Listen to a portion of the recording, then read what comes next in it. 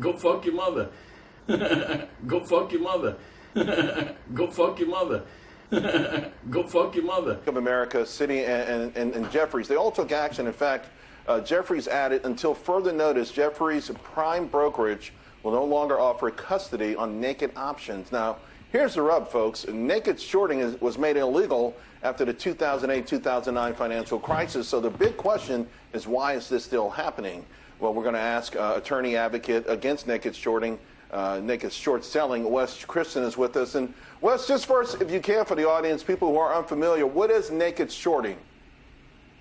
Well, first, Charles, thanks for having me. Naked shorting, simple version, is a seller sells stock that they don't have to a buyer who sees it in their account electronically, but it hasn't been delivered, and the buyer gives the seller money for ultimately nothing that was delivered. The simple version would be if you and I, Charles, took our car title and Xeroxed it 100 times and sold it to 100 people, and each of them paid us cash, but we only had one car. That would be a good analogy to what naked short selling is. In Texas, simple version, we call that stealing.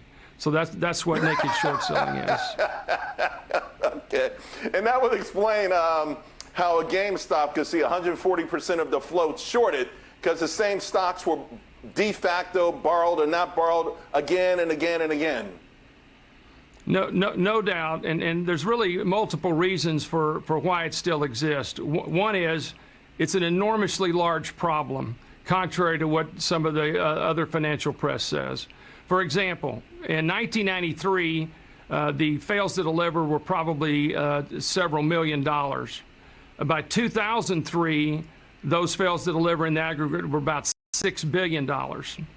According to Suzanne Trembass's book, Naked Shorting Greedy, which came from the source of the SEC, just in 2 weeks in July, the fails to deliver were $17 billion. So at the end of the day, another study that Dr. Rob Shapiro, former Undersecretary of Commerce, did many years ago, he's with Sonacon now, he did a study that showed that 500 million to 1 billion shares were not timely delivered, Charles. Now, to be fair, if you take that out 30 days, 60 days from when delivery should have occurred, that number goes to about half. But it is a systemic problem, and it's go ahead, sorry. So no, because I don't want to run out of time, and I've got a couple of other things. Hedge funds, we know, are big culprits. I mean, what's going to happen here? I guess let's cut to the chase. Will we see the SEC, will we see whoever's in charge take action on something that's happening, it's deemed illegal, it's harmful to the market? Will someone take action on behalf of individual investors? I think we're seeing a sea change. The reality is, who's really doing most of this from where I sit? And if you look at the regulatory actions at SEC.gov and FINRA, it's really the prime brokers.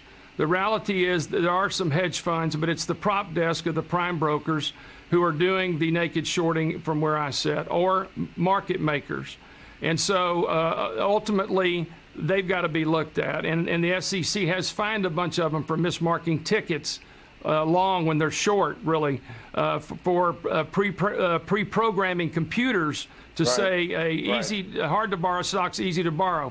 But ultimately, there is a movement and a sea change about, not only because of the litigation we've done for 20 years with our whole legal consortium, but because of these the Reddit groups and the subreddit groups, and frankly, more awareness being brought to this topic. Hopefully, also with the new SEC chairman, that I'm hopeful will do something more than what's been done to date. Yeah, Gensler has made comments that gives me hope as well. Everyone knows the problem. We know it's all about money. It's all about Wall Street making money at the expense of an honest stock market, and that's why a lot of individual investors have shunned the market, and once they've gotten in, they become victimized by this. Wes, I wish we had more time. We don't. Congratulations, though. You've got a lot of people out there looking up to you and hoping that you can continue that 20 years worth of work. I think we're right at the finish line. Joining me now, author of The War on Small Business, Carol Roth. Carol, you're a former investment banker. You're a Wall Street insider. You know how it all works. Why does this naked shorting persist? All right. So first, Charles, a recovering investment banker, not quite former investment banker. It's like a 12-step process. As Wes mentioned, the practice of naked shorting is illegal. It has been so since the last Great Recession financial crisis. But like all of our regulation, there's always loopholes, and the loopholes relate to making markets. And there can be an argument that it makes sense for market makers to have more flexibility for liquidity. But then they need to act responsibly.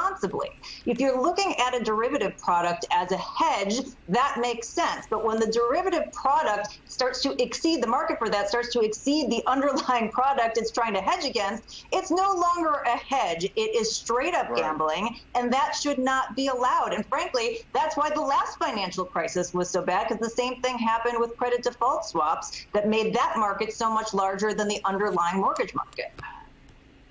So, and you always want to bring up, and I'll let you do that now, that there is a distinction between legal shorting and this naked shorting, right?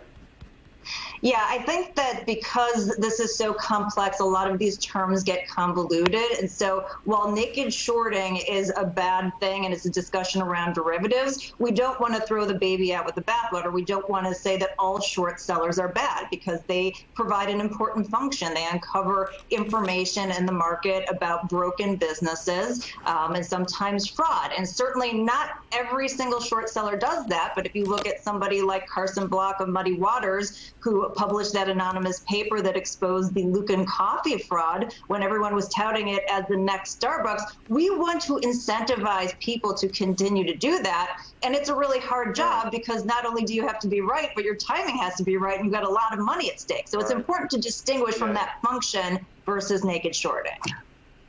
Yeah, I mean, it's one thing to distinction, right, to be able to find those things, and another to be the weapon to bludgeon these stocks. On Friday, Bill Ackman's SPAC got clobbered. It was just the latest SPAC to get crushed. There's also a class action lawsuit out against Virgin Galactic.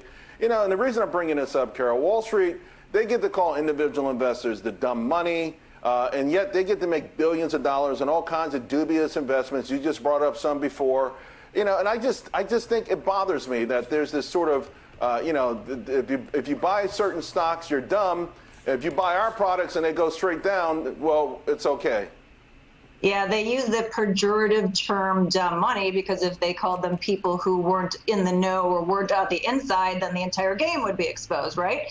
I mean, it's no secret that Main Street has been sold out to Wall Street by the Fed, by the government, for more than a decade now, and it continues at an accelerating pace. And people are mad, and they should be mad. And even if they don't understand the underlying mechanism, it's clear that there are advantages, whether it's small business versus big business, whether it's retail investor versus the insider. If you are not on the inside, we don't have a free... That's motherfuckers already know. Go fuck your mother. Go fuck your mother. Go fuck your mother. Go fuck your mother.